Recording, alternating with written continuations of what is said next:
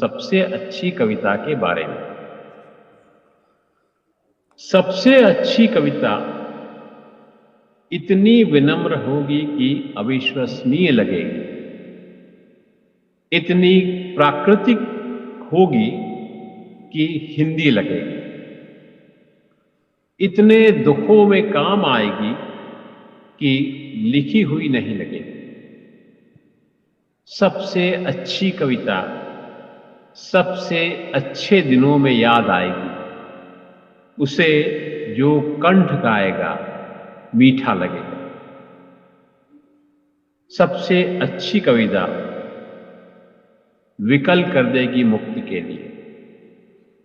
दोस्तों, आज हमारे स्टूडियो में हमारे बातचीत के मंच पर उपस्थित हैं आज के समय के वरिष्ठ साहित्यकार, कवि, लेखक, कहानीकार, टिप्पणीकार, पत्रकार और संपादक।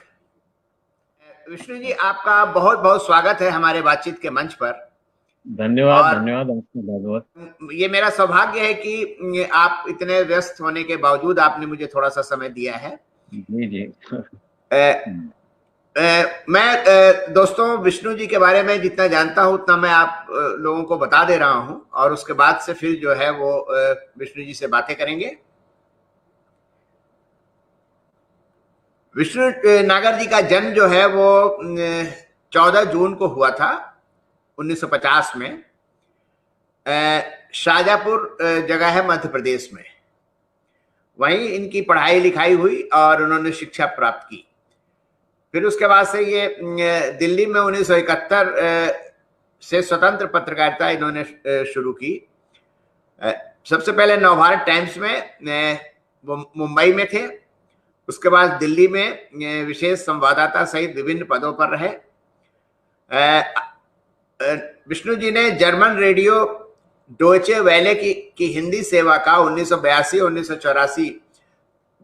से 1984 तक संपादन किया। उसके बाद हिंदुस्तान दैनिक के विशेष संवाददाता रहे। 2003 से 2008 तक हिंदुस्तान टाइम्स की लोकप्रिय पत्रिका कादम्बरी के कार्यकारी संपादक रहे। दैनिक नई दुनिया से भी जुड़े रहे। विष्णु जी, आप तो शायद मेरे ख्याल से शुक्रवार से भी जुड़े हुए थे ना? जी, शुक्रवार का मैं 3.25 साल तक संपादक रहा। हाँ, क्योंकि मेरी कहानी आपने वापस कर दी थी, मुझे याद है। विष्णु जी के कविता संग्रह जो है वो मैं फिर कहता हूं: चिड़िया, तालाब में डूबी 6 लड़कियां, संसार बदल जाएगा, बच्चे, पिता और माँ, हंसने की तरह रोना, कुछ चीजें कभी खोई नहीं, और कवि ने कहा। इनके कहानी संग्रह है आज का दिन, आदमी की मुश्किल, आवाहन, कुछ दूर, ईश्वर की कहानियां, बच्चा और गेंद। और इनका एक उपन्यास है आदमी स्वर्ग में। आपने व्यंग्य भी तो लिखा है? जी, काफी लिखे हैं, काफी पुस्तकें हैं उसकी। हाँ, तो उसके बारे में भी बात करते हैं। आपने निबंध, इनका निबंध संग्रह है हमें देखती आंखें, यथार्थ की माया, आज और अभी, आदमी और समाज। विष्णु नागर जी का एक नया संकलन भी अभी आया हुआ है, एक नास्तिक व्यक्ति का धार्मिक रोजनामचा, जिसमें उन्होंने पिछले कई सालों से जो टिप्पणियां लिख रहे हैं उनका वो कलेक्शन है। इनका एक आलोचना संग्रह भी आया हुआ है कविता के साथ साथ। इतना तो मैं विष्णु जी के बारे में जो मेरे पास जानकारी है, और उसके बाद से मैं विष्णु जी से अब बातचीत करता हूं। विष्णु जी, जैसे एक बेसिक सवाल अक्सर दिमाग में उठता है कि पढ़ाई करने के दौरान या पढ़ाई करने के बाद आपके दिमाग में ये पत्रकारिता के बारे में ख्याल कैसे आया? क्योंकि आपने पत्रकारिता से शायद अपना वो शुरू किया। जी, मेरे सामने थोड़ी सी पत्रकारिता जब मैं बीए पढ़ रहा था, तब मैंने अपने शहर के बारे में कुछ खबरें भेजना शुरू किया था। दूसरा, मैं जो है शुरू से ही मेरी अखबार पढ़ने में और उस समय दिनमान निकलता था वो पढ़ने में, धर्मयुग, साप्ताहिक हिंदुस्तान, जो और भी पत्र पत्रिकाएं जो भी आती थी, जो भी अखबार आते थे, तो मैं वहाँ एक स्थानीय लाइब्रेरी थी, उसमें जाता था, उन अखबारों को पढ़ता था। तो मेरी रुचि जो है वो अ, पत्रकारिता में भी थी और अध्यापन में भी थी, लेकिन अध्यापन का क्षेत्र खैर वो तो मेरी प्रथम प्रायोरिटी नहीं थी। और दूसरा जो है, मैंने कहीं और भी बताया है कि मैं एक बार जब शायद 8वीं कक्षा में पढ़ता था, तब हमारी एक ट्रिप जो है बच्चों की दिल्ली आई थी। शायद ये 64 के आसपास की बात है, या 64 की बात है। तो उस समय जो है हम लोगों की बस जब लाल किले से आ रही थी, तो शायद ये बाल भवन ले जाने के लिए या कहीं और ले जाने के लिए वो टाइम्स ऑफ इंडिया के पास से गुजरी। तो ऐसे ही जो मन में बहुत से ख्याल आते रहते हैं कि आप ये करेंगे वो करेंगे, उसमें से एक ख्याल ये भी था, एक टाइम्स ऑफ इंडिया लेके यहाँ काम करना चाहिए। तो खैर वो कुछ संयोग से मैं दिल्ली आ गया। दिल्ली में करीब 3.5 पौने 4 साल तक स्वतंत्र पत्रकारिता की, कहीं कभी नौकरी की, कभी छोड़ दी, कभी की, कभी नहीं की। ज्यादातर मैंने दिनमान में उस दौरान लिखा। और शुरू में मेरी एक नौकरी लग गई, तो उसके बाद मैंने ये तय किया कि जो भी स्थिति होगी मैं अब दिल्ली में ही रहूंगा। तो और दिल्ली में रहने का एक आकर्षण ये था कि यहाँ रहकर मैं पत्रकारिता कर सकूंगा। मेरी फिर अब दिल्ली आने के बाद जो है अध्यापन की मेरी कोई दिलचस्पी नहीं रह गई थी। दूसरा है कि मैं खुद भी जो है वो बीए पास था, तो मैं हद से हद अगर मैं बहुत कोशिश करता तो किसी प्राथमिक विद्यालय में ही अध्यापक हो सकता था।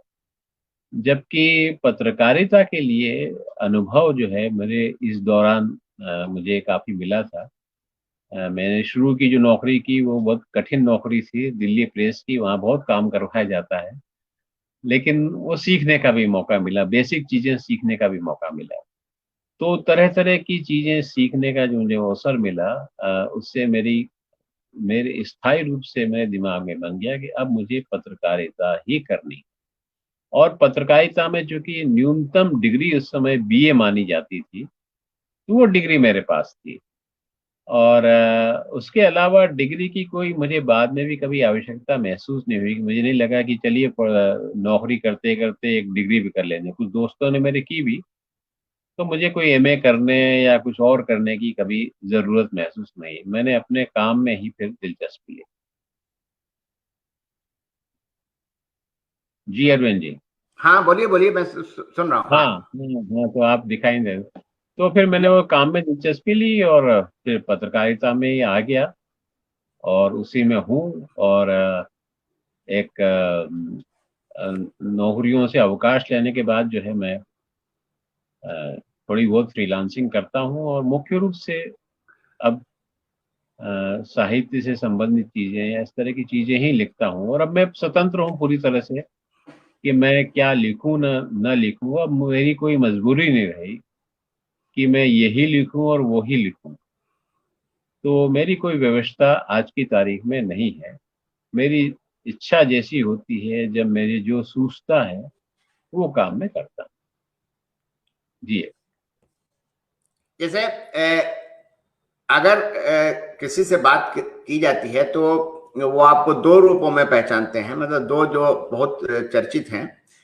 एक तो आपकी कविताओं को की वजह से आपकी पहचान है, और दूसरी आपकी पत्रकारिता और टिप्पणियों की वजह से आपकी पहचान है। तो ये कहानियां लिखने का और जो व्यंग लिखने का जो आपका मतलब सफर है, ये कैसे शुरू किया हुआ, और अ, आपने इसको सीरियसली लिया कि मतलब ये है कि आप कविताओं में ही सीरियस ज्यादा रहे, कविता और आलेखों में? मैं समझता हूँ कि मैंने जो भी काम किया पूरी गंभीरता से किया। मेरी ओर से गंभीरता में, जब मैंने कहानियां लिखी तो कहानियां भी पूरी गंभीरता से लिखी, और ऐसा नहीं था कि कविता में, चूंकि एक मेरी पहचान कवि के रूप में बन चुकी थी, तो कहानियों को मैं बहुत गंभीरता से न लूं। तो उसको भी मैंने गंभीरता से लिया, और मेरे 3-4 संग्रह हैं। और एक जमाने में मैं मेरी कहानियां उस समय की तमाम जो पत्रिकाएं हैं, छोटी पत्रिकाएं, लघु पत्रिकाएं, हंस है आदि में, कथा देश है, काफी छपी हैं। और बहुत से पाठक मुझे मिले भी। व्यंग का जहाँ तक सवाल है, वो मैं शुरू में व्यंग लिखता नहीं था, लेकिन मेरी कविता में या मेरे कुछ और लिखने में, लेख लिखने में व्यंग जो है कहीं दिखाई देता था। तो मैं पहले भी कह चुका हूँ कि मेरे मित्र मधुसूदन आनंद, जो कि मेरे साथ ही नवभारत टाइम्स में काम करते थे, और कुछ समय के लिए वे छोड़कर दैनिक जागरण चले गए, तो वहाँ उन्होंने मुझसे कहा कि विष्णु, तुम जो है व्यंग क्यों नहीं लिखते। तो मैंने कहा कि भाई, मैंने तो कभी व्यंग लिखा नहीं और कभी सोचा भी नहीं इस बारे में। तो उन्होंने कहा, नहीं, तुम लिख सकते हो, तो तुम मेरे लिए जो है एक साप्ताहिक स्तंभ जो है व्यंग का लिखो। तो तब जो है वो, चूंकि नवभारत टाइम्स में काम करता था, तो दूसरी जगह जो है लिखने की अनुमति नहीं होती है।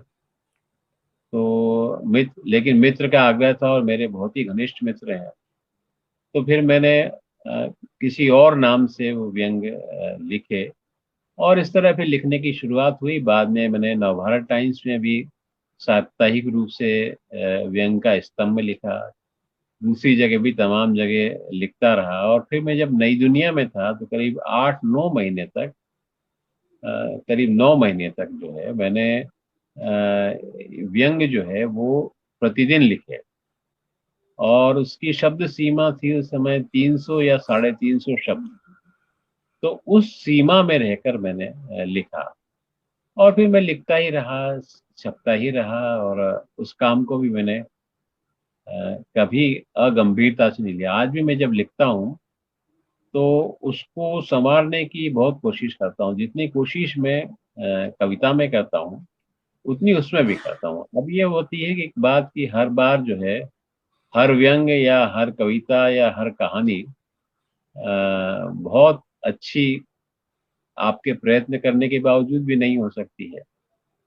तो उसका वो तो लेखक के बस में नहीं है, या लोगों को अच्छी होते हुए पसंद नहीं आ सकती है। तो ये सब बातें हैं। लेकिन मैंने मैंने अब कोई भी काम जो किया है, अगर लेख भी लिखा है, तो मैंने अपनी ओर से अपनी सीमा में जितना मैं गंभीर हो सकता हूँ वो किया है। मैंने कभी जो है कोई काम अगंभीरता से नहीं किया। संपादन किया, तो उसमें मेरी जो भी क्षमताएं थी, उस पूरी क्षमता के साथ मैंने ये काम।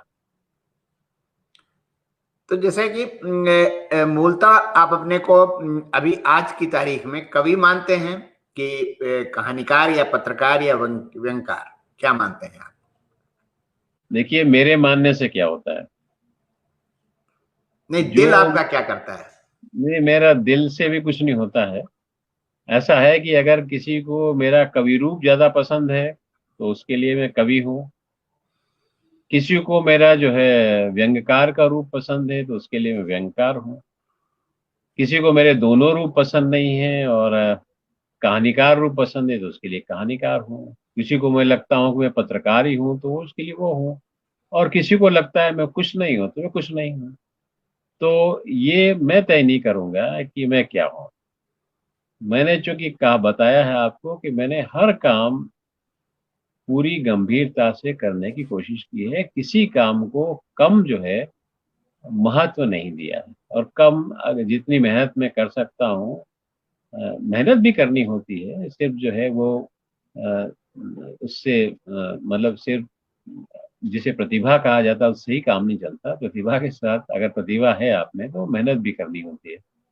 तो मैंने हर विधा में जो भी लिखा है, अपनी ओर से, अपनी सीमा में, जो भी समय सीमा मुझे मिली या समय सीमा नहीं भी मिली, तो मैंने वो पूरी गंभीरता से किया। इसलिए मैं अपनी ओर से ये कुछ नहीं कहना चाहूँगा कि मैं अपने आप को कवि मानता हूँ या कहानीकार मानता हूँ या व्यंग्यकार मानता हूँ या पत्रकार मानता हूँ।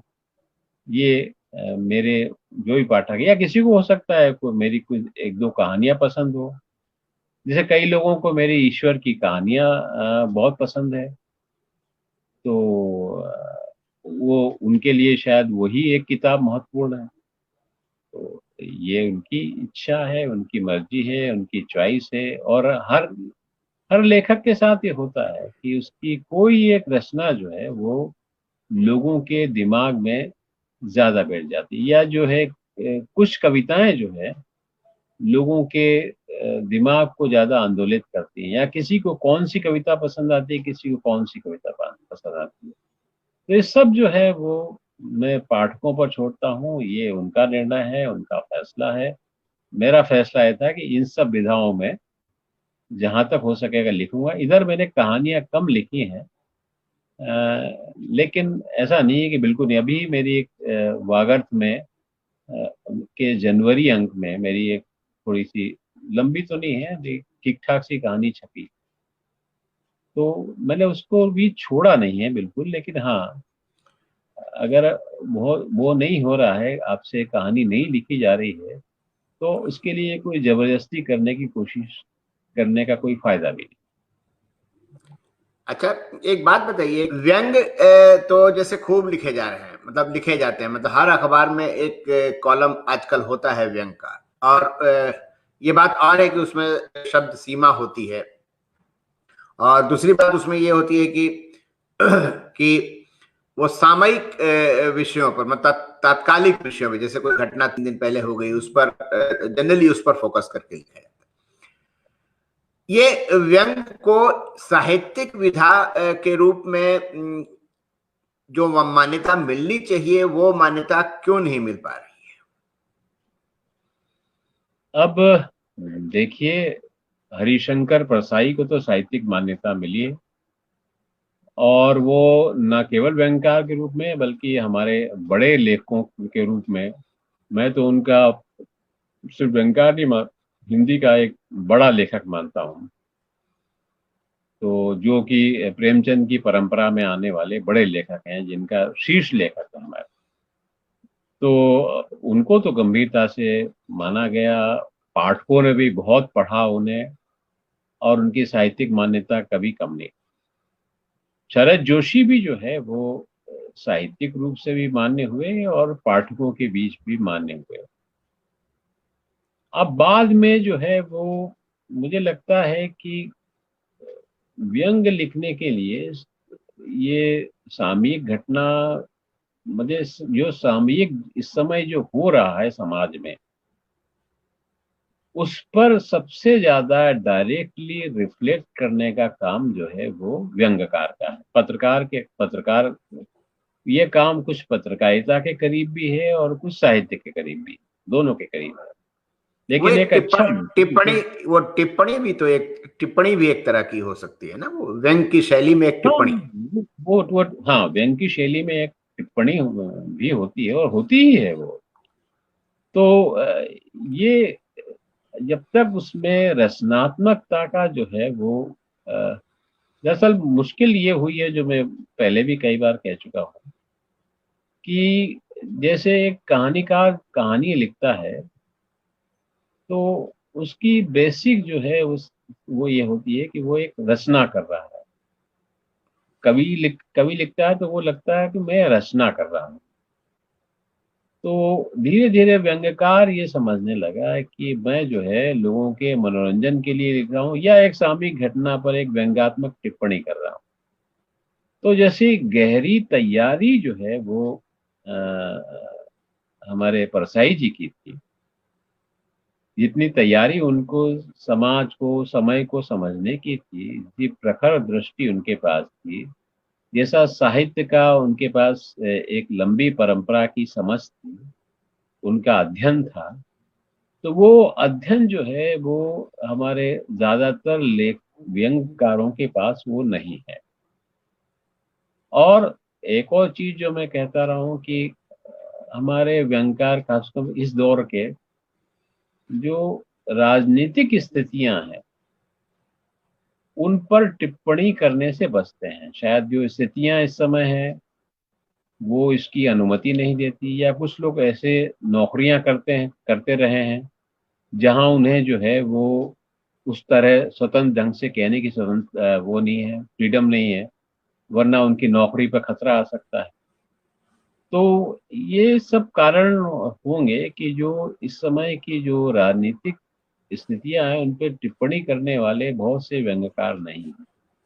और मैंने कहा कि जैसे वैसी तैयारी भी नहीं है, तो वो ऐसी तैयारी मेरी भी नहीं है, लेकिन मैं कोशिश करता हूँ कि उसको एक रचनात्मक चीज बनाने की कोशिश भी करूँ।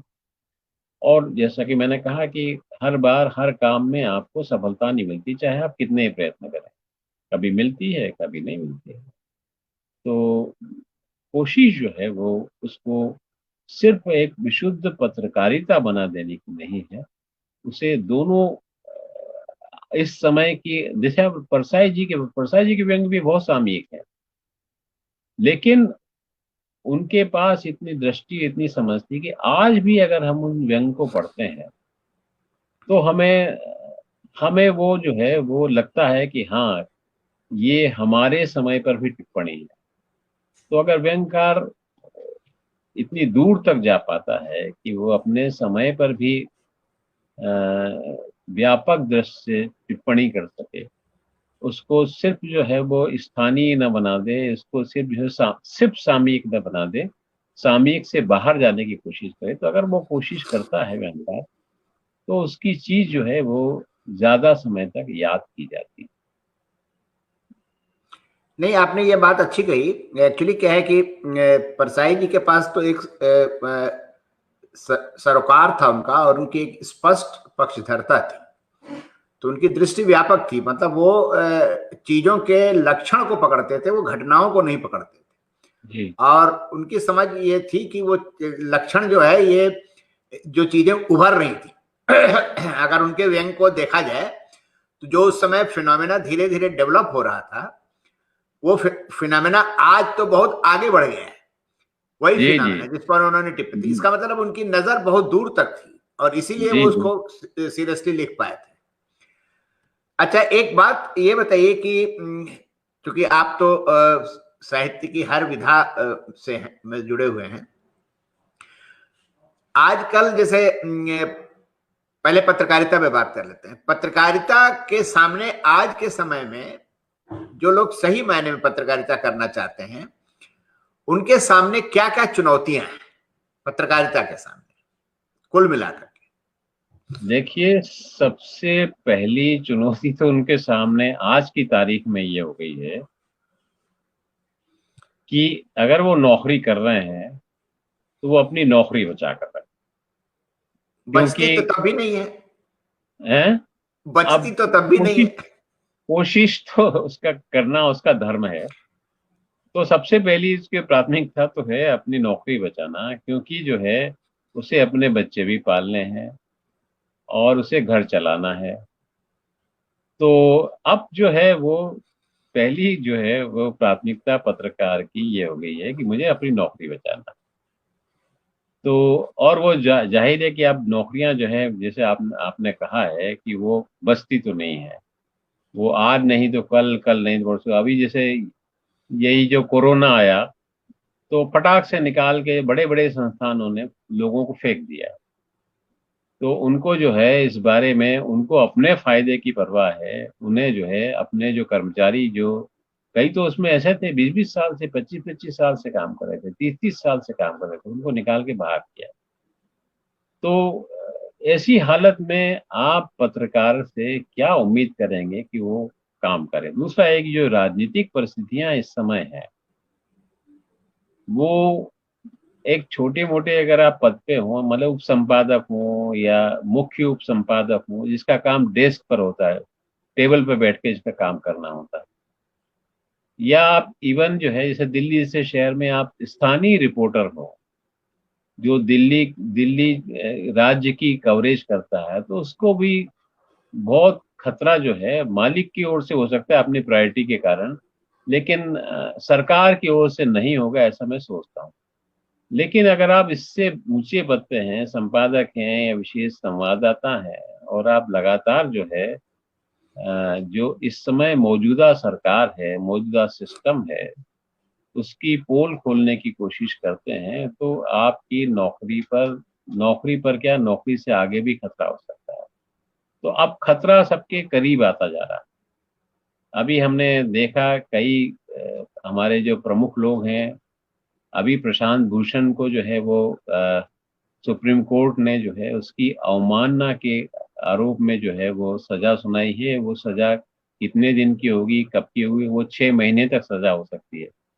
तो हम जब जानते हैं कि उनका हमारे राजनीतिक सामाजिक जीवन में बहुत महत्व है, उन्होंने लोगों की आवाज उठाने का काम किया है। तो अगर सुप्रीम कोर्ट जो है वो एक न्यायपूर्ण ढंग से उसको नहीं देख पाती, उनके काम को, और छोटी सी बात को एक अवमानना मानने लगती है, या पुराना केस जो कि पड़ा हुआ था उसको उठाती है, तो एक एक ऐसा लगता है कि ये न्याय की अब बहुत गुंजाइश नहीं रह गई, चाहे अदालत हो चाहे दूसरी फोरम हो। सरकार से आप न्याय की अब बहुत उम्मीद कर नहीं सकते। उसकी प्राथमिकताएं स्पष्ट हैं। दिल्ली के दंगों में जिस तरह की वो प्राथमिकियां दर्ज की गई हैं, उससे भी समझ में आता है कि उनकी प्राथमिकता जो है वो लोगों को न्याय दिलाना नहीं। तो इस समय में जबकि सामान्य न्याय मिलना भी कठिन है, तो मैं पत्रकार से बहुत उम्मीद नहीं कर सकता। और ये हमारे समय का दबाव है कि उसे किसी तरह अपने आप को जीवित रखना है, अपने काम के लायक बना के रखना है, काम करते रहना है। तो वो मिशन वाली बात जो है, उसके लिए जो जो खतरा उठाने की स्थिति है वो अभी नहीं है। फिर दूसरा है कि जो बड़े बड़े जो घराने हैं अखबारों के, उनका कब्जा सब जगह हो चुका है, और उन पर जो है वो सरकार का कब्जा है, विज्ञापन दाताओं का कब्जा है। तो संपादक भी अब आज की तारीख में संपादक कम रह गया। बहुत थोड़े से संपादक हैं जो बहुत छोटे अखबारों के हैं, जो अपनी स्वतंत्रता को किसी तरह बचाए हुए।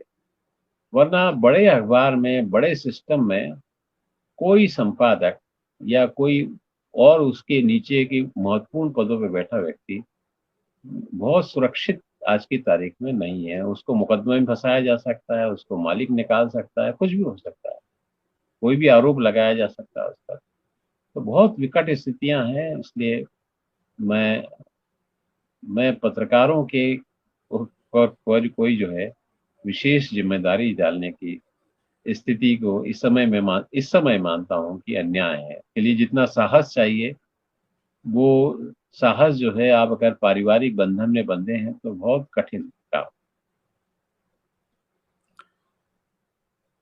और साहित्य के सामने फिर आप क्या चुनो, क्योंकि वहां तो नौकरी करनी नहीं है। हाँ, साहित्य के सामने क्या चुनौतियां हैं फिर? आप मतलब उनके साहित्य सामने भी तो चुनौतियां हैं, वहां भी तो लोग पलटी में, मार के इधर से उधर चले जाते हैं।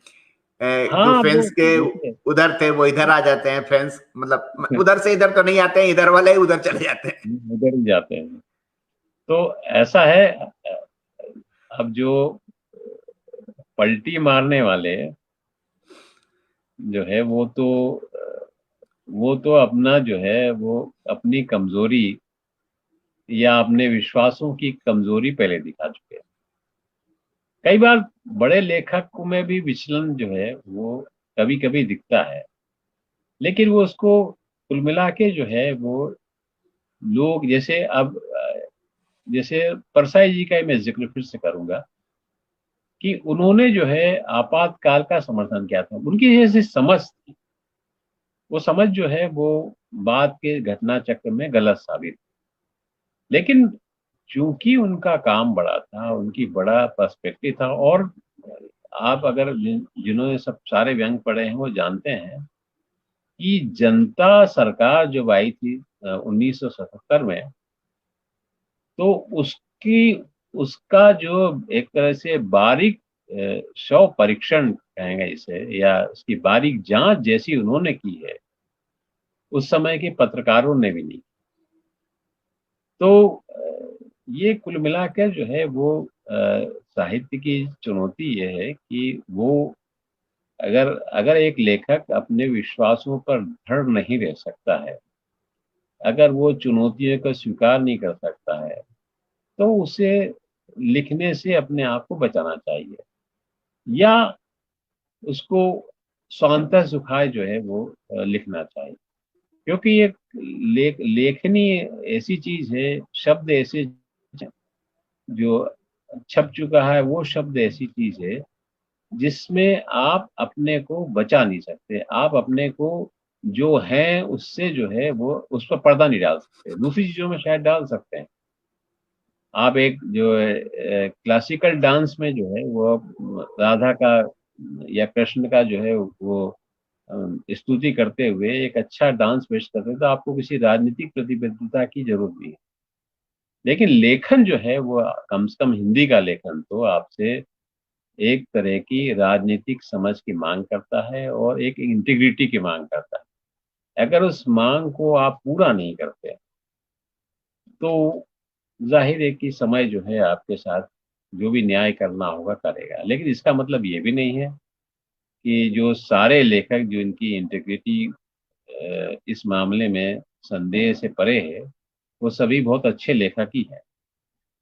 तो मैंने बहुत से लोगों को, बहुत से लेखकों को देखा है जो कि जिनके जैसे जो कम्युनिस्ट आदर्शन से प्रेरित थे और उन्होंने बहुत बलिदान किए, लेकिन अंततः जो है वो साहित्य में उनकी जगह नहीं बनी, और बहुत से ऐसे भी थे जिनकी जगह बनी।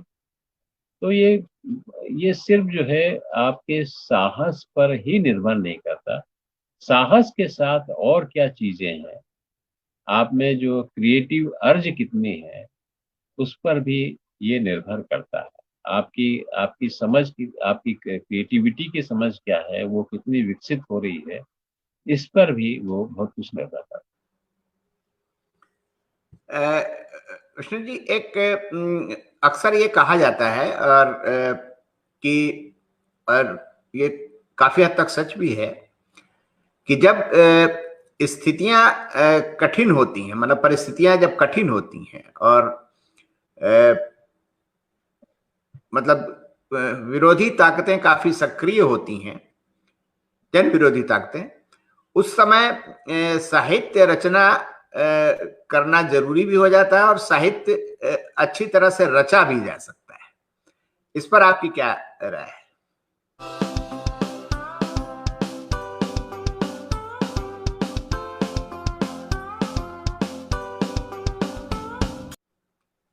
है। रचा तो जा सकता है और रचा गया है। द्वितीय विश्व युद्ध के समय जो है यूरोप और यूरोप वगैरह में बहुत अच्छा साहित्य रचा गया है। और ऐसे भी स्थितियां आई जैसे ब्रिक्स हैं, उनको अपने देश से भागना पड़ा, लेकिन उन्होंने जो अपनी जो समझ है उसको नहीं खोया। तो उन्होंने उस दौर में जो उस अंधेरे दौर के बारे में लगातार लिखा, खूब लिखा। और आज वो जितने मुक्तिबोध हमारे लेखक हैं, जितने प्रेमचंद हमारे लेखक हैं, जितने परसाई हमारे लेखक हैं, ब्रेख्त भी हमारे उतने ही अपने लेखक। तो तो वो जो है जो अपने समय को फेस करता है, उसकी चुनौतियों को स्वीकार करता है, वो दुनिया का कहीं का लेखक हो, वो हमारा लेखक है। और जो संकट के समय जो है लोगों का साथ नहीं छोड़ता, लोगों का साथ रहता है, जो जो इस तरह की जो ताकतें हैं जो कि आपको एक फासिस्टिक राज्य की तरफ ले जा रही है, उसका प्रतिरोध जो करता है, तो उस लेखक की आवाज जो है देर तक और दूर तक सुनी जाती है। जैसे मैं एक बार पहले किसी से पहले भी कह चुका हूँ कि तॉलस्टॉय तो एक बड़े संपन्न परिवार में पैदा हुए थे, या रविंद्रनाथ लेकिन उन्होंने, दोनों बड़े लेखकों ने जीवन को किस तरह देखा और कि उसकी पीड़ाओं को किस तरह देखा, तकलीफों को किस तरह देखा, और जो काम उन्होंने 19वीं सदी में किया था टॉलस्टॉय ने, वो आज भी हमें विचलित करता है। तो उस समय की जो चुनौतियां थी उसको उन्होंने स्वीकार किया, उसको, अपने समय को जितना समझ सकते थे, जितना अधिक से अधिक समझ सकते थे, समझने की कोशिश की, उसका प्रतिरोध करने की कोशिश की। और मैं उनकी आत्मकथा पढ़ रहा था, जो उन्होंने अपने बचपन, किशोरावस्था और युवावस्था के बारे में लिखा है। तो वो कई चीज़ों के बारे में जो उन्होंने बचपन में की, बाद में जाकर वो सोचते हैं कि ऐसा ऐसा मैंने क्यों किया था, और वह कितना गलत था या कितना सही था, वो अपना आत्मविश्लेषण भी करते चलते हैं। तो एक लेखक के लिए, जैसा कि आत्म अन्वेषण या आत्म विश्लेषण या आत्म संघर्ष, जिसकी बात मुक्तिबोध करते थे, वो भी एक जरूरी तत्व है। अगर वो, कोई लेखक जो है वो दुनिया की ही आलोचना करता है और अपने आप की आलोचना करने की क्षमता नहीं रखता है, उससे अपने आप को वंचित कर लेता है, उसे बाहर ही बुरा दिखता है, जैसा कबीर कहते थे, तो बाहर ही बुरा देखता है, अपने अंदर बुरा नहीं देखता है, अपने अपने अपने अंदर के संघर्षों को जो व्यक्त नहीं करता, वो लेखक जो है वो अपनी सामयिक चमक तो दिखा सकता है, उससे बाहर नहीं। लेकिन इसका ये मतलब नहीं कि मैं जो है वैसा लेखक हूँ और मैं वो काम कर रहा हूँ। मैं मानता हूँ कि ऐसा होना चाहिए, लेकिन ये मैं अपने बारे में नहीं कह रहा हूँ कि मैं ऐसा लेखक हूँ और मुझे आप वही दर्जा दी। एक ये सवाल मैं आपसे जानना पूछना चाहता हूं कि ये जो साहित्य के क्षेत्र में, साहित्य और कला और संस्कृति के क्षेत्र में जो पुरस्कार मिलते हैं, मैं ये मुझे थोड़ा सा बताइए कि क्या पुरस्कार मिलने के बाद ही लेखक बड़ा होता है या लेखक अपनी लेखनी से बड़ा होता है? देखिए, हमारे बहुत से बड़े लेखकों को कोई बड़ा पुरस्कार या पुरस्कार मिला है या नहीं मिला। जैसे प्रेमचंद को कोई पुरस्कार मिला है या नहीं मिला है, मुझे नहीं मालूम। मुझे मुझे इसमें कोई दिलचस्पी भी नहीं। तो पुरस्कार तो आदमी को कभी बड़ा नहीं बनाते। बड़ा बड़ा से बड़ा पुरस्कार भी आपको बड़ा नहीं बनाता। यानी जिनको हिंदी में ज्ञानपीठ मिला है वो महत्वपूर्ण लेखक है, लेकिन वो प्रेमचंद नहीं है, वो मुक्तिबोध नहीं है, वो निराला नहीं है। तो और इनका हम जो है जितना सम्मान करते हैं, मैं उनके प्रति अवमानना प्रकट नहीं कर रहा हूँ, जिनको भी ज्ञानपीठ पुरस्कार मिला है या और बड़े पुरस्कार मिले हैं, दूसरे दूसरे भी इसके समानांतर पुरस्कार मिले हैं, मैं उनकी किसी तरह के अवमान नहीं करता। मैं उनकी उनकी उनका सम्मान करता हूँ।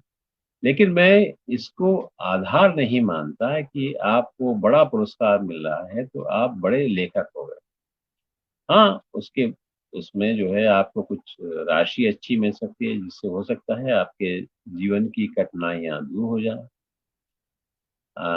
आपके मतलब आपके साथ वो एक तमगा लगा रहा है कि आपको ये पुरस्कार मिले। तो इससे कोई कोई भी बड़ा लेखक, इवन जो इसको साहित्य अकादमी या भारतीय ज्ञानपीठ मिला है, वो भी ये नहीं कहेगा कि इसने मुझे बड़ा लेखक बना दिया। हाँ, ये जरूर होता है पुरस्कारों से कि लोगों की दिलचस्पी जो है बढ़ती है। मान लीजिए किसको साहित्य अकादमी का पुरस्कार मिलता है या फिर मिलता रहा है पहले, अब तो उसकी कोई, मुझे नहीं लगता कि बहुत वो क्रेडिबिलिटी रह गई है, लेकिन जब थी तो उससे जो है वो दिलचस्पी पैदा होती है कि भाई इसको साहित्य अकादमी का पुरस्कार इस लेखक को मिला है या इस कविता संग्रह को मिला है या इस कहानी संग्रह को या उपन्यास को मिला है, तो एक बार इसे पढ़ना जरूर चाहिए।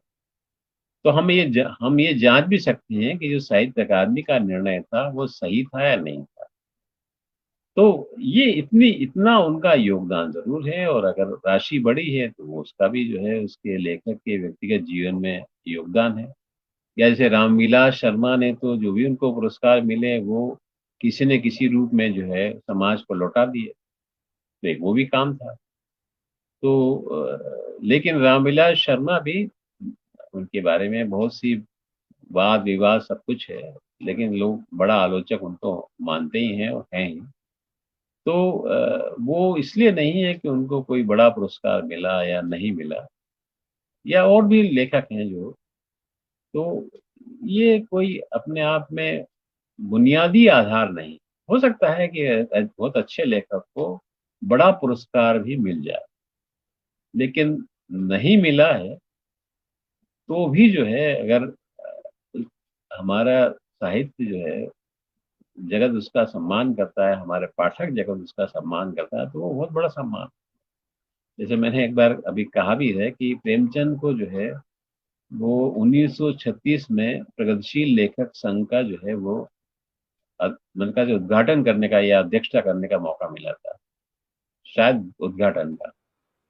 तो आप बताइए, इतने बड़े लेखक संघ की जिसकी शुरुआत हो रही थी, जो अखिल भारतीय स्तर का था, उसका उसका जो है उसमें उनको बहुत एक प्रमुख भूमिका मिली। इससे बड़ा सम्मान जो है क्या हो सकता है।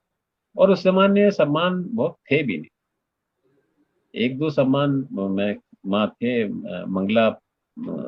मंगला प्रसाद पारितोषिक, इस तरह की चीजें बहुत थे भी नहीं। ये तो धीरे धीरे बहुत बढ़ते गए हैं। तो हर लेखक को कुछ न कुछ मिल ही जाता है, ऐसा नहीं है कि कोई बच बच जाता है। कुछ मिल जाता है, कुछ तो मैनेज भी कर लेते हैं, कई कुछ चीजें बिना मैनेज किए भी हो जाती है। तो ये पुरस्कार बहुत हैं, तो कोई उससे उससे जो है वंचित नहीं रहता आज की तारीख। अब वो उसको बड़ा माने तो उसकी उसकी खुशी, और बड़े से बड़े पुरस्कार को बड़ा न माने तो उसकी खुशी। मैं ये सोचता हूँ कि किसी भी लेखक को, चाहे वो कितनी भी कठिन परिस्थितियों में लिख रहा हो, उसे ये पुरस्कार वगैरह जो है और ये जो राशियां वगैरह हैं वो उनके मृत्यु परांत मिलनी चाहिए। क्योंकि आजकल होता क्या है कि ये जुगाड़ जुगाड़ वाला जो आपने कहा ना कि मैनेज करने वाला, उसको हिंदी में जुगाड़ बोलते हैं। तो ये जो मैनेज करने वाला मामला है, क्योंकि अक्सर आप देखिए पुरस्कारों के पीछे एक विवाद होता है और इसकी चर्चा होती है, फिर उसके बाद से 6 महीने बाद चर्चा खत्म हो जाती है, फिर अगले साल कोई पुरस्कार मिलता है, फिर चर्चा होती है। तो मेरा ये मानना है, अब ये गलत भी हो सकता है, सही भी हो सकता है, लेकिन कुछ बड़े बड़े लेखक हैं, जैसे आपने प्रेमचंद का नाम लिया, मुक्तिबोध का नाम लिया, आपने हरिशंकर परसाई का नाम लिया, आपने तलस्ताय का नाम लिया, वैसे का बहुत, ब्रेख्ट का नाम लिया, चेखव को अगर देखें तो इनको पुरस्कार तो की वजह से हम लोग थोड़ी जानते हैं, हम तो इनके लेखन की वजह से जानते हैं। पुरस्कार सिर्फ ये करता है कि मतलब थोड़ा लोगों को बता देता है कि ये भी एक लेखक हैं, ये भी एक, इनको भी पढ़ लीजिए। अब जैसे मार्केज मार्केज को पहले लोगों ने पढ़ा नहीं था, लेकिन मार्केज को जब नोबेल पुरस्कार मिला तो लोगों ने उसे पढ़ा और पढ़ा तो था, लेकिन ज्यादा पढ़ने लगे। हाँ, ज्यादा पढ़ने लगे। अब तो लोग कोट भी करने लगे मार्केज को हर मेरे जगह। बच्चे भाई को जो है वो पुरस्कार मिला, बुकर प्राइज, तो एकदम लोगों का ध्यान गया उनकी तरफ। तो ये रोल भी है, तो इसलिए मैं इससे सहमत नहीं हूँ कि मृत्यु के बाद ही मिलना चाहिए। ये तो ये तो मैं पुरस्कार के जो भी योग्य है, उस योग्य को मिलना चाहिए।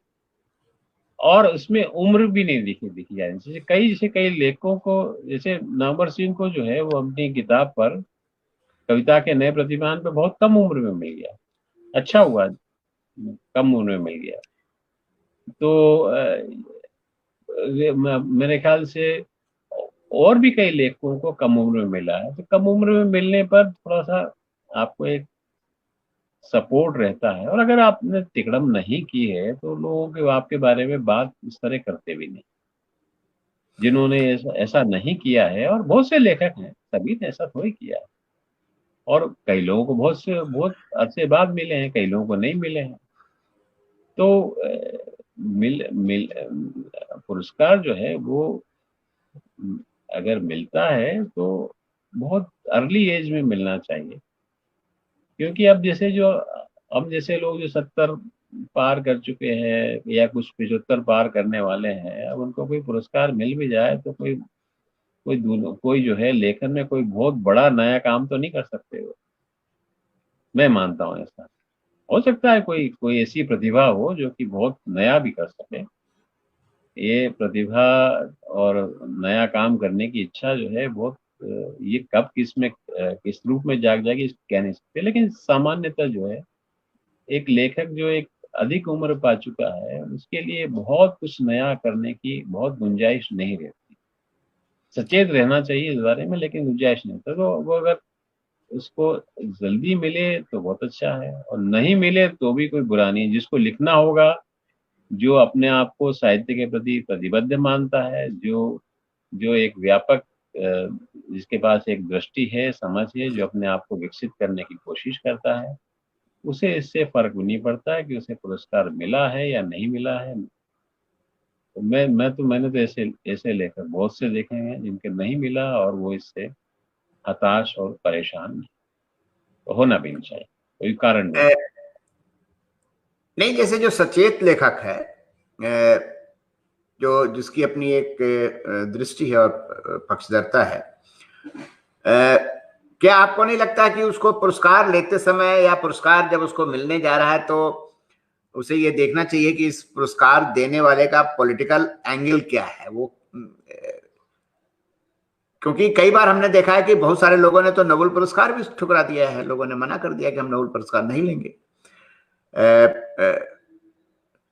तो ये भी तो देखना चाहिए कि पुरस्कार कौन संस्था दे रही है, किनके हाथों से दिया जा रहा है, क्योंकि लेखक जो होता है उसको पाठक जो है वो अपने एक दूसरी निगाह से देखता है, उसको सोचता है कि जो इसने लिखा है वही इसके जीवन में भी यही होगा।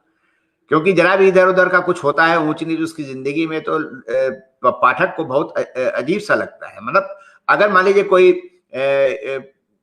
उसके व्यक्तिगत मामले में भी या उसके किसी अन्य प्रेम संबंधों के बारे में भी अगर पाठक को पता चलता है तो वो पाठक को बहुत धक्का सा लगता है, वो उम्मीद नहीं करता है।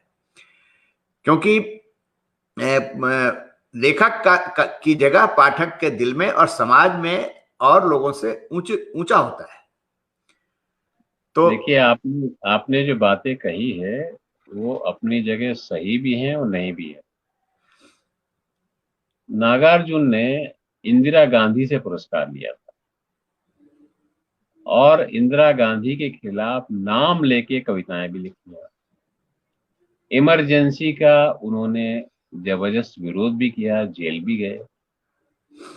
तो ये लेखक लेखक पर निर्भर करता है, और ये कई बार जीवन में देखिए सबका जीवन कुछ न कुछ अंतर विरोधों से तो भरा हुआ है।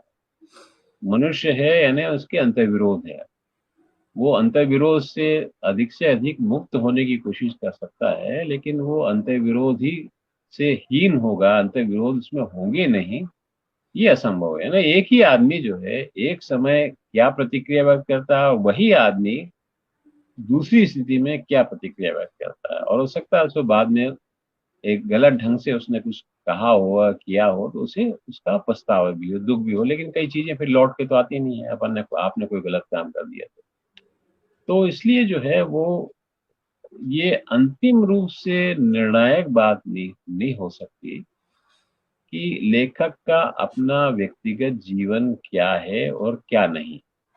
तो वो अगर व्यक्तिगत उसका जीवन जो है वो सादगी भरा है और उसमें बहुत ज्यादा विचलन आपको नहीं दिखाई देता तो बहुत अच्छी बात है, उसका उसका भी अपना सम्मान होता है। लेकिन लेकिन जो है वो ही एक मतलब फिर तो जो जिनका चरित्र बहुत साफ सुथरा रहा है वो सारे लेखक महान हो जाएंगे, लेकिन कुछ लेखकों का चरित्र उतना साफ सुथरा नहीं भी रहा है लेकिन वो बड़े लेखक। तो चरित्र जो है वो साफ सुथरा रहना चाहिए, अच्छा रहना चाहिए, इसमें कोई दो राय नहीं। लेकिन वही एक निर्णायक जो है पैमाना नहीं हो सकता। जैसे मैंने बहुत पहले जो है वो अपने जो एक बड़े चित्रकार जिनका नाम एकदम मैं भूल रहा हूँ, तो उन्होंने उन्हें लगा कि जो है वो फंस सकते हैं एक मामले में, तो उन्होंने अपने निकटतम मित्र को जो है वो कह दिया कि मैं इनको नहीं जानता। तो ये तो बहुत बड़ी बेईमानी थी। ये पिकासो के बारे में, सॉरी, मैं पिकासो, तो पिकासो ने शायद, अपोलो नेयर वो कवि थे, उनके बारे में कह दिया कि मैं इनको नहीं जानता। तो ये तो मतलब एक नए बड़े चित्रकार के लिए ये उचित तो नहीं था। लेकिन क्या हम पिकासो को इस वजह से बहुत छोटा मतलब वो मानने लगे हैं कि वो एक बहुत छोटे चित्रकार हो गए, महान चित्रकार नहीं रहे?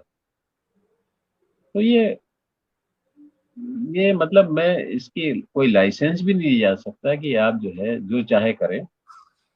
लेकिन अगर उसके बावजूद जो है लेखक कुछ कर दिखाता है, करता है, या एक सीमा के बाद हो सकता है वो नहीं भी कर पाया, हो सकता है उसका जो नैतिक रूप से उसका पतन होने के बाद वो कुछ बड़ा ना कर पाया, लेकिन उसके पहले जो उसने किया है, क्या उसका मूल्य सिर्फ इसलिए खत्म हो जाएगा कि वो उसमें जीवन में बाद में विचलन आ गया? एक मान लीजिए कोई एक वामपंथी लेखक है, जिसकी वामपंथी के प्रति जो है प्रतिबद्धता जो है वो मतलब कोई संदेह नहीं रहा, लेकिन आज सब मान लीजिए कि वो झुक गया है सत्ता के आगे, तो उसका जो पहले वाला काम है, क्या हम उसको पूरी तरह, अगर वो महत्वपूर्ण है तो क्या हम भूल जाएंगे? एक बार असगर वजाहत ने किसी बातचीत में कहा था या कहीं लिखा था कि जो हमारे साथ जहां तक चल सके वहां तक ठीक। तो जहां तक चला है वहां तक हमारे लिए वो कीमती है। नहीं चल पाया है तो हम हम अपने आप को भी कई बार माफ करते हैं, हम दूसरों को भी माफ करें। तो उसको जो है एक मात्र आधार नहीं बनाया जा सकता, ये मेरा कहना है।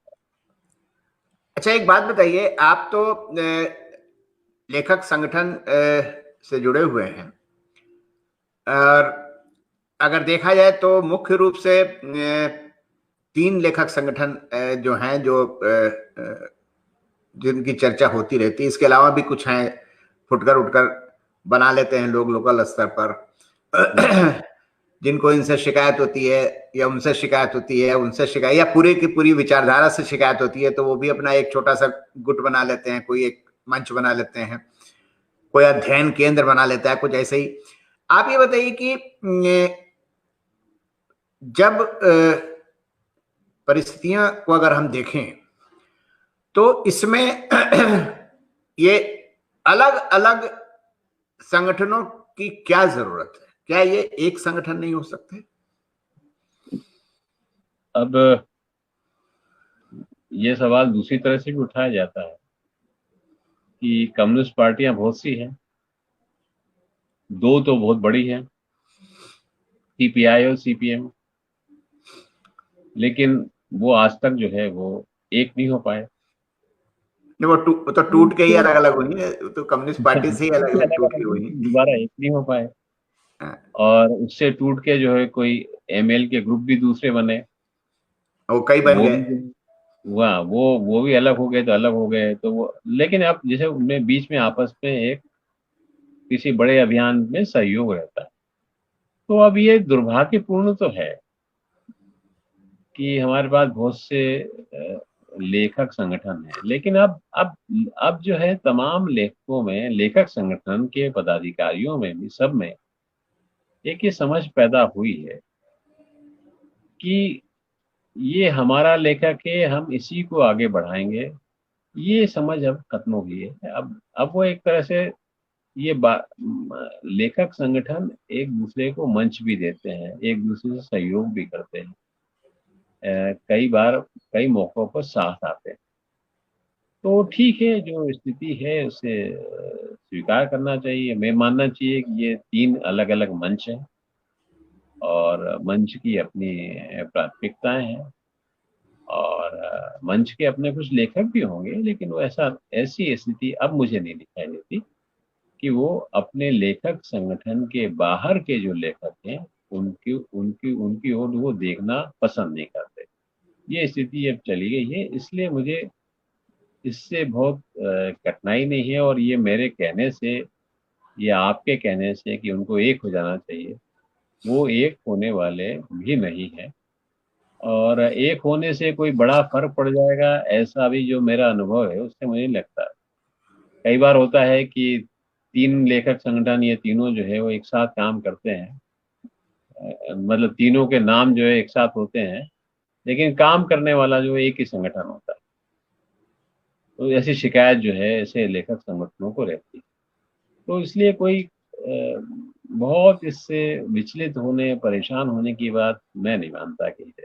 ठीक है, एक स्थिति है, हो सकता है कल 10 साल बाद, 20 साल बाद स्थिति पलटे, और नहीं पलटे तो कोई बहुत ऐसी दुखद, क्योंकि हम लोग भी तो जो है, जो लेखक हम दूसरे लेखक संगठनों में जाते हैं वो भी अलग बात है, और उसके बाहर भी तो बहुत से मंच हैं जहाँ हम जाते हैं।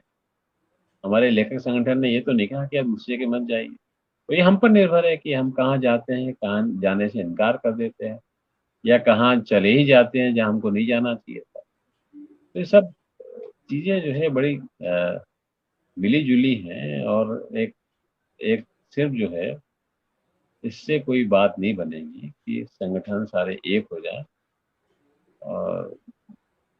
और ये समय ही तय करेगा कि क्या करना है, या संगठनों की जरूरत है या नहीं है।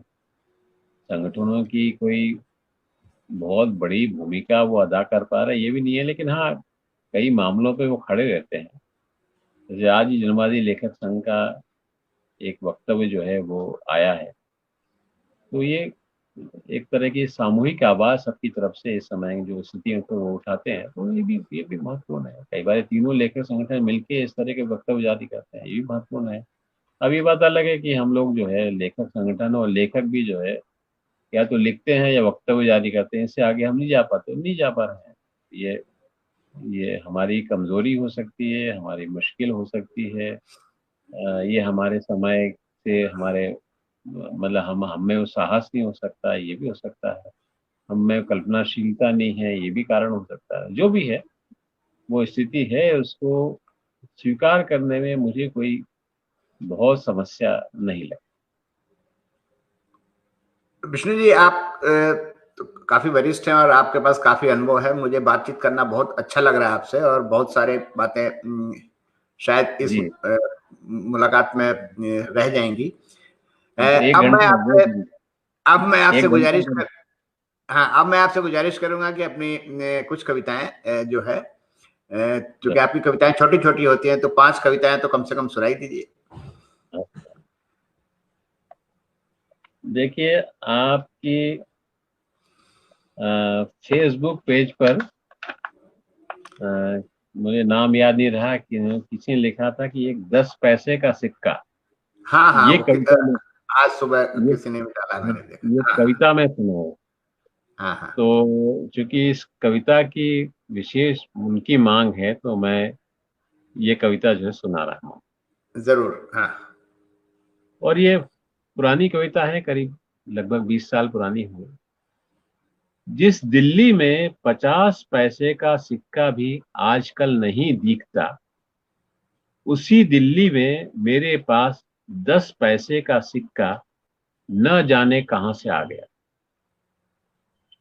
उस सिक्के को भिखारी को देकर उस पर दया नहीं की जा सकती। यमुना में सिक्का फेंक कर पुण्य कमाने की इच्छा मेरी कभी रही नहीं। जिसे बाजार में चल सकना चाहिए, उसे पूरा वस्तु की तरह संभालना मुझे गवारा नहीं। यह सिक्का है, इसलिए इसे भूलना मुश्किल है, और याद रखना भी तकलीफ दे। इसे मैं कविता में तो ले आया, मगर जिंदगी में लाना मुश्किल। और एक और कविता जो मुझे प्रिय है, अ, और शायद दूसरों को भी प्रिय है, वो सुनाता हूँ। सबसे अच्छी कविता के बारे में। सबसे अच्छी कविता इतनी विनम्र होगी कि अविश्वसनीय लगेगी, इतनी प्राकृतिक होगी कि हिंदी लगेगी। इतने दुखों में काम आएगी कि लिखी हुई नहीं लगे। सबसे अच्छी कविता सबसे अच्छे दिनों में याद आएगी, उसे जो कंठ गाएगा मीठा लगेगा। सबसे अच्छी कविता विकल कर देगी मुक्ति के लिए। सबसे अच्छी कविता सबसे अच्छी बंदूक का सबसे बुरा छर्रा साबित हो।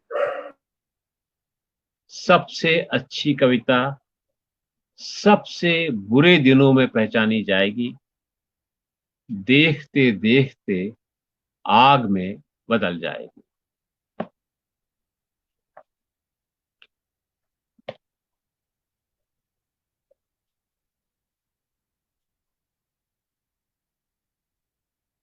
ये ग्लोबलाइजेशन का बुखार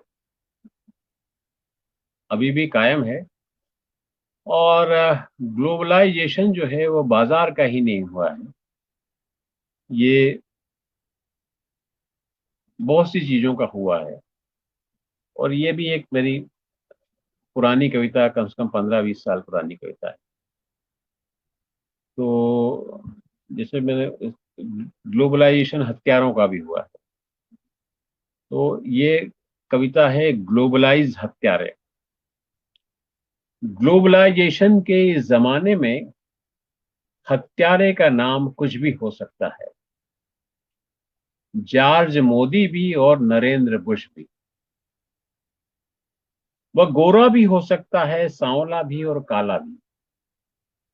वह अंग्रेजी तो बोल ही सकता है, मगर यह भी संभव है कि उसे अंग्रेजी की एकाध लाइन बोलना ही आता हो। उसका पता वाशिंगटन, लंदन, दिल्ली कुछ भी हो सकता है। वह तेल के लिए लोगों को मार सकता है और चुनाव जीतने के लिए भी।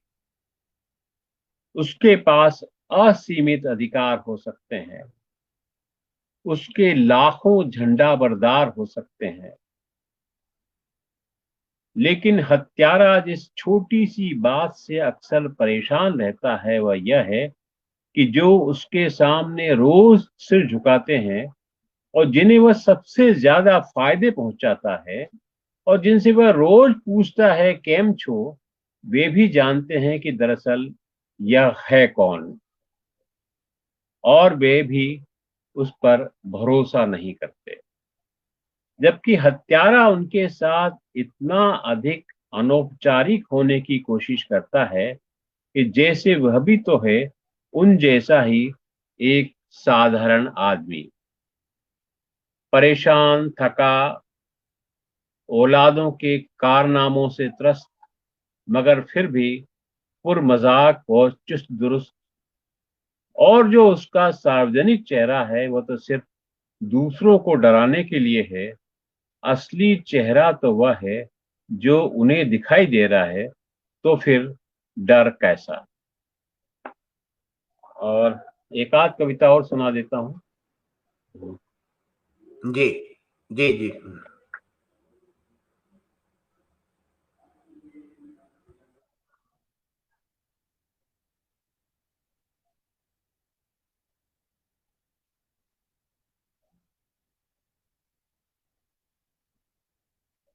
ये इंदौर का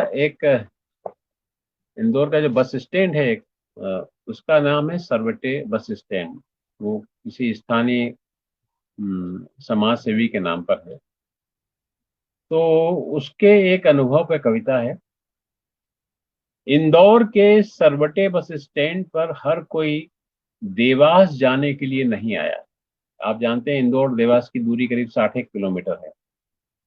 इंदौर के सरवटे बस स्टैंड पर हर कोई देवास जाने के लिए नहीं आया है, लेकिन हमारी बस का उसे कंडक्टर कहो या क्लीनर कहो, हर एक को देवास ले जाने पर तुला हुआ है। जो सुनकर भी उसकी बात नहीं सुन रहा, उनसे भी वह दोबारा तिबारा कह रहा है, और देवास चलना है क्या? कहाँ जाओगे भाई साहब, कहाँ जाओगे भाई, बैठो बैठो, अगली बस अभी नहीं आवा वाली, 1 घंटा बाद आएगी, तुम तो आई जाओ नहीं तो पछताओगा। दरअसल देवास में ऐसा कुछ नहीं है कि हर आदमी वहीं जाए, और महाकाल मंदिर के बावजूद उज्जैन में भी ऐसा कुछ नहीं है कि सब के सब सिर्फ वहीं जाएं। लोग देपालपुर, माचलपुर, शाजापुर, हाट पीपलिया, बदनावर, नरसिंहगढ़, राजगढ़ भी जाना चाहते हैं। कहने के तो वहां तो और भी कुछ नहीं है, इस वक्त उनका सब कुछ वहीं है। लेकिन देवास देवास देवास देवास की उसकी पुकार थमती नहीं। जब तक बस स्टैंड का हर प्राणी सुन नहीं लेता 10 20 25 50 बार, वह थमता नहीं। फिर भी बस चलती नहीं, क्योंकि वह हर आदमी जो बस स्टैंड पर है या आ रहा है, देवास जाने वाला हो सकता है। हो क्या सकता है, बल्कि है ही। क्या पता उन्हें भी जाना पड़ जाए, जो अभी अकड़पू बने हुए हैं और उसकी आवाज सुन नहीं रहे हैं। लेकिन सिर्फ उसे कहीं नहीं जाना है। अभी देवास आ जाएगा तो वह इंदौर इंदौर इंदौर इंदौर करने लगेगा। उसे न अंत तक जाना है, न अनंत तक। उसे तो हर एक को ले जाना है, देवास देवास देवास। तो ये कविताएं मैंने सुना दी। एकदम अभी तय किया कि कौन सी कविताएं सुनानी है।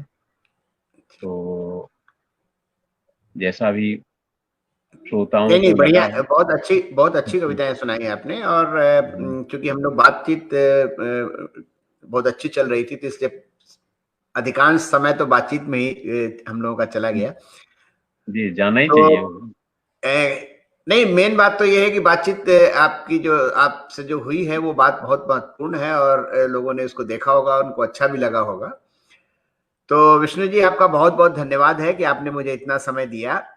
नहीं, और धन्यवाद कि आपने जो है वो मुझे बुलाया, और बहुत से जो भी देखने वाले हैं वो उनको मेरी बात सुनने का, जितने भी धैर्य, जितने समय उनका धैर्य रहा हो, उतनी देर तक सुनने का नहीं नहीं, लोगों ने पसंद किया होगा, हम्म, और अभी देखेंगे कमेंट्स, क्योंकि हमारे में कमेंट्स इसमें नहीं आते। बहुत बहुत सबको धन्यवाद। धन्यवाद। आपको भी धन्यवाद और कि नमस्कार। मन से भी मुझे बात कहने का मौका मिला। तो फिर से धन्यवाद। नमस्कार।